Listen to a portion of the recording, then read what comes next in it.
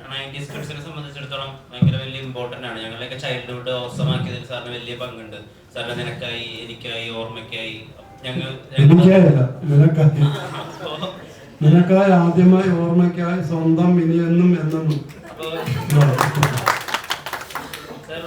ഇപ്പോഴും നമുക്ക് അതിനുള്ളൊരു സ്കോപ്പ് ഉണ്ടോ? അങ്ങനെ ഭയങ്കര പ്യുവർ ആയിട്ടുള്ള ലവ് പറയുന്ന ആൽബംസ് അല്ലെങ്കിൽ മ്യൂസിക്കൽ വീഡിയോസ്, അതിന് സ്കോപ്പ് ഉണ്ടോ? സ്നേഹം എന്ന് പറയുന്നത് എപ്പോഴും വിലയുള്ളതല്ലേ.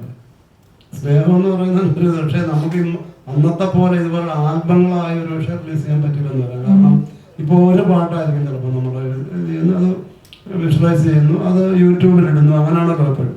അതായിരിക്കും. അല്ലാതെ നമുക്കൊരു ആൽബം പോലെ 7-8-9 പാട്ടുകളൊക്കെ മുൻപത്തെ പോലെ അങ്ങനെ ഉണ്ടാവില്ല.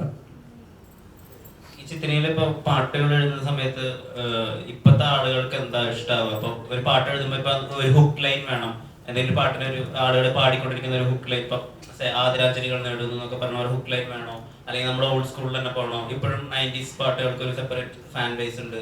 സാർ എന്താ മനസ്സിൽ വിചാരിക്കും? അല്ല, അങ്ങനെയൊന്നുമില്ല. അപ്പൊ നമ്മളൊരു ഒരു പാട്ടിന്റെ ലിറിക്സിന്, അതിന്റെ മ്യൂസിക്കിന്, അതിന്റെ സിറ്റുവേഷന്, ഇതിന് എന്താണോ ഇണങ്ങുന്നത് അതായിരിക്കും നമ്മൾ ചെയ്യുന്നത്. അതിൽ ഈ പഴമയും പുതുമയൊന്നും ഉണ്ടെന്ന് എനിക്ക് തോന്നുന്നില്ല. എവിടെ പുതുമ ആവശ്യമുണ്ടോ അവിടെ നമ്മുടെ പുതുമ വരുന്നുണ്ട്.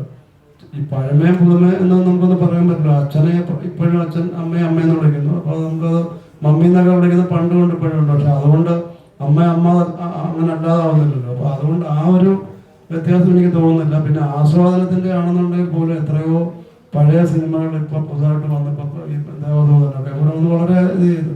അപ്പൊ പഴയതും പുതുമയെന്ന് പറഞ്ഞാൽ നമുക്ക് എന്നും നല്ലതും അല്ലെങ്കിൽ നല്ലതല്ലാത്തത് എന്ന ഒരു ഇത് രീതിയിലുള്ള എന്നും